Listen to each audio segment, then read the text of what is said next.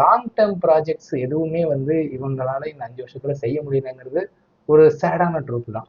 ஏன்னா இன்னைக்கு வரைக்கும் இவங்க ஏடிஎம்கே பெரிய லெவல்ல எடப்பாடி வந்து மார்க்கெட் பண்ற விஷயம்னு என்னன்னு பாத்தீங்கன்னா, நான் வந்து 11 மருத்துவக் கல்லூரி கொண்டாந்தேன், 41 ஆர்ட்ஸ் காலேஜை கவர்மெண்ட் காலேஜா மாத்தினேன். இல்ல அதுக்குதான் இவங்க வந்துட்டு சொல்றாங்க, அந்த எஜுகேஷன் திட்டங்களுக்கு கீழே எங்களுக்கு கேரளாக்கு வெஸ்ட் பெங்காலுக்கு 0 தான் தொகை வழங்கப்பட்டிருக்கு. எந்த ஒரு தொகையுமே எங்களுக்கு வந்துட்டு மத்திய அரசிடம் இருந்து வரல. நாங்க அந்த ஸ்கீமுக்கு கீழே ஜாயின் பண்ணனாலன்ற மாதிரி ஒரு பழிய வந்து மத்திய அரசு மேல சுமத்துறாங்க. கண்டிப்பா இது வந்து ஒரு சரியான விஷயம் தான். ஏன்னா பள்ளி கல்வித்துறையில வந்து இவங்களுக்கு எந்த விதமான ஸ்கீம்ஸுமே வரலங்கிறது உண்மைதான்.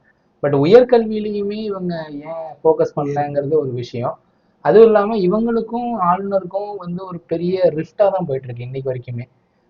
அதை வந்து அப்பப்ப நேரத்துக்கு ஒரு பிரச்சனை வர்றப்ப அந்த விஷுவை இழுத்து மீடியால பெருசாக்கி அது மூலமா வந்து ஒரு டைவர்ஷன் எதிர்பார்க்கலாங்க. அதுக்கு ஒரு பர்மனன்ட் சொல்யூஷன் வந்து இவங்களால இன்னைக்கு வரைக்கும் எடுக்க முடியலங்கிறது தான் உண்மை. அவங்க வந்து மத்திய அரசோட இணக்கமா இருந்ததுனால இந்த விஷயங்கள்லாம் வந்துச்சுங்கிறது சரிதான். பட்